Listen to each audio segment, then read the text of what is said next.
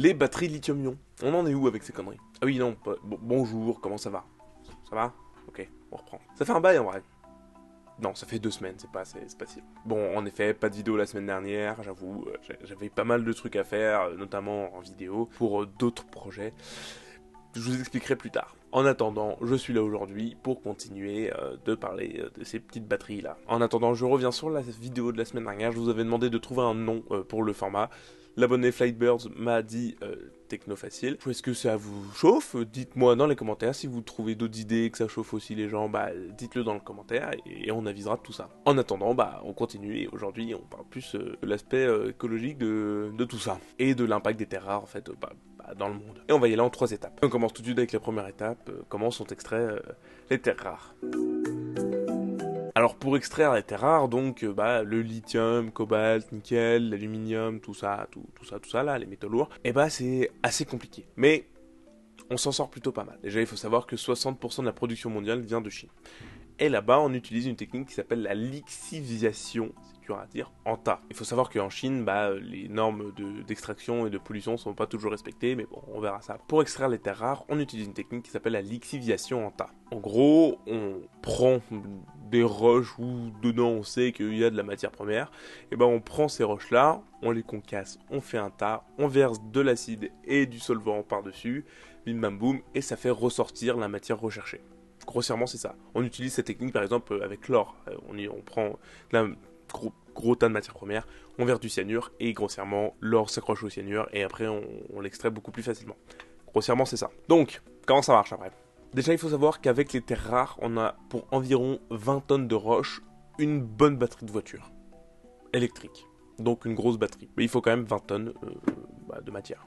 En fait, pour les terres rares, pour la faire sortir de la matière première, enfin de la roche, on utilise de l'acide fort, du solvant et de l'eau chaude. Donc on va voir que c'est pas toujours dingue. Par exemple, dans une mine en Mongolie qui s'appelle Bayan Obo, on a constaté que pour une tonne de terres rares, on rejette de l'acide sulfurique, de l'acide fluorhydrique, du dioxyde de soufre et une tonne de déchets radioactifs. Pas ouf, car en fait dans la roche on sépare un peu la roche en plein de morceaux et souvent on sépare l'uranium et le thorium, des trucs comme ça, de ces éléments de départ et du coup ils sont un peu exposés à l'air libre et des fois on les excite un peu et ça peut devenir radioactif. De plus, des fois ils injectent du sulfate d'ammonium dans le sol. En gros c'est un peu comme la lixiviation en tas mais dans le sol pour faire un peu ressortir ce qu'on veut.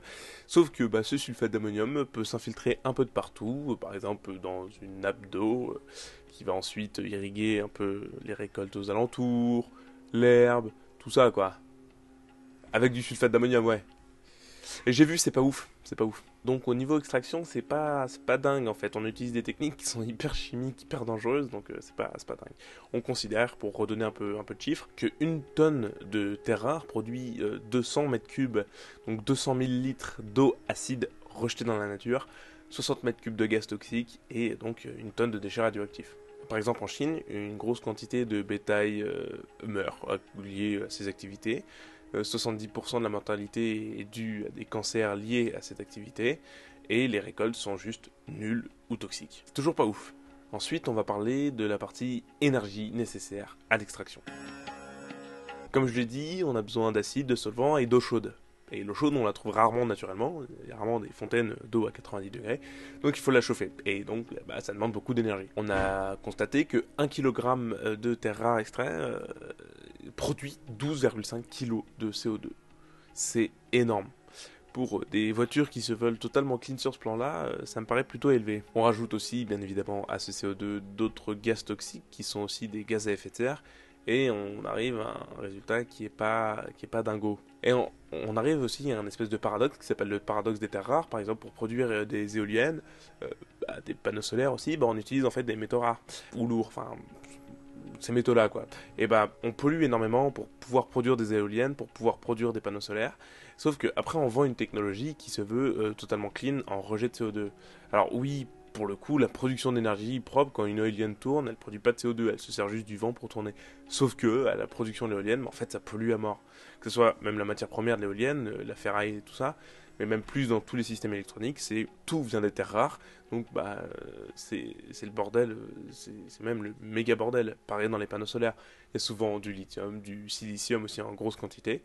Donc c'est pareil, c'est des métaux rares qu'on trouve dans les terres rares et c'est pareil, c'est juste hyper polluant, l'extraction est hyper polluante. Donc on arrive à un espèce de paradoxe en mode on produit pas de CO2, sauf qu'avant on a niqué la planète. Mais bon, on produit pas de CO2 pendant la production, donc ça va. Et en dernier point, on va parler des batteries elles-mêmes. Sachant que du coup les batteries sont pleines de métaux et d'acides, appelés donc métaux lourds, souvent toxiques, et si imaginons on pose la batterie dans la nature, qu'elle se dégrade, imaginons que la coque en plastique se fende et que l'électrolyte, l'anode, la cathode, le lithium, le silicium, le plomb, tout ça va dans la nature, tu détruis tout autour, quoi. C'est super toxique, c'est des matériaux qui sont enrichis, donc beaucoup plus concentrés, c'est hyper toxique, ça détruit tout. Sauf que ces batteries, au lieu de les laisser dans la nature, on peut les recycler. Mais c'est super dur à recycler, beaucoup de terres rares se trouvent dans des tout petits circuits. En fait, dans ce téléphone, il y a vraiment la batterie du téléphone, certes, qui est plutôt assez grosse qu'on pourrait recycler, mais il y a aussi tous les circuits imprimés. Là-dedans, on retrouve du silicium, on retrouve du cobalt, on retrouve du nickel. Mais pour aller sortir ces tout petits trucs et le recycler, c'est hyper compliqué, quoi. Pareil dans cette caméra, dans ce micro, dans cet écran. C'est juste hyper dur de tout recycler, parce que c'est très souvent toute petite quantité. Après les grosses batteries, des fois on les recycle pas, des fois on les recycle. Là c'est plus facile parce que sur une grosse batterie de 400 kg, oui, on peut recycler assez facilement. Selon une étude de l'Organisation de coopération et de développement économique qu'on appelle l'OCDE, publiée en 2020, le taux de récupération des terres rares à partir des déchets électriques et électroniques, qu'on appelle les DEEE, le taux de récupération de ces déchets de recyclage est de 1%. Voilà, c'est moins que 2, hein, et 2 c'est déjà pas très grand.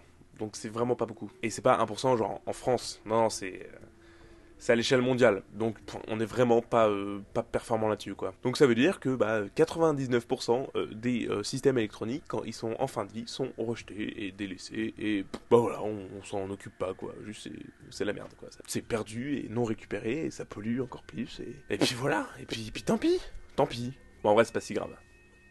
Ah bah si, merde. Si, c'est grave. Donc, dans le jargon, on appelle ça un gros ratio de merde. Ah non, c'est moi qui l'ai inventé, mais c'est un gros ratio de merde quand même. Et c'est sur ce ratio de merde qu'on va se quitter. Eh oui. Bon, comme vous avez pu le voir, du coup, les batteries et tous les systèmes électroniques, tout ça, c'est quand même pas tout beau tout propre comme certaines entreprises essayent de nous le vendre. Et ouais, c'est même pas propre du tout. Donc continuez à prendre des gros diesels et polluez bien. Non, c'est pas ça le message, mais c'est juste que c'est encore très compliqué, quoi, tout ce pan de la technologie. Et aussi, je vous ai dit qu'en début de vidéo, la Chine produisait 60% de la production mondiale. Ça veut dire quoi? Ça veut dire que si la Chine décide d'arrêter d'exporter ses matières premières et ses circuits imprimés, on n'a plus rien. Et on a pu le voir pendant le Covid. Pendant la pandémie, vraiment pendant les confinements et tout ça, on n'avait plus de ces terres rares. Et on l'a bien vu, le prix des processeurs a augmenté, le prix des cartes graphiques aussi, plein de systèmes électroniques, tout ce qui est électronique, le prix a flambé parce qu'on n'avait plus de quoi produire convenablement, parce que des mines ont fermé, l'exportation a fortement réduit, donc c'était le bordel. C'est ça de tout mettre à l'étranger. Mais on a de la chance parce qu'il y a quelques mines qui vont ouvrir en France bientôt. C'est super. C'est super nul, ouais. Ouais, parce que du coup on va polluer nos sols. Quand c'est à l'étranger c'est pas grave, mais nous ça fait chier. Mais non, mais c'est toujours pas dans le texte, ça. Enfin bref, comme on l'a vu, c'est risqué de tout faire à l'étranger, parce que, il suffit d'un petit problème dans l'équation, et on n'a plus rien, quoi. Enfin bref. On se quitte ici pour aujourd'hui. En attendant, j'espère que cette vidéo vous a plu. N'hésitez toujours pas, si vous hésitiez, arrêtez à vous abonner, partager, liker cette vidéo, tout ça. On est à 100 abonnés, c'est super cool. La vidéo sur la guerre froide a dépassé les 5000 vues. C'est énorme, c'est le buzz. Squeezie n'a qu'à bien se tenir, moi je vous le dis. Si un jour je le dépasse, on fait un giga barbecue tous ensemble et on mange des chipots et on boit des bières. Compliqué à organiser, surtout si on le dépasse. Si on le dépasse maintenant, il a genre 18 millions d'abonnés, un peu moins. Ça fait déjà un sacré barbecue. Enfin bref, c'était pas le sujet. En attendant, j'espère que vous passerez une bonne semaine. J'espère que vous avez passé des bonnes semaines. Et moi, je vous dis à plus tard. Allez, bisous.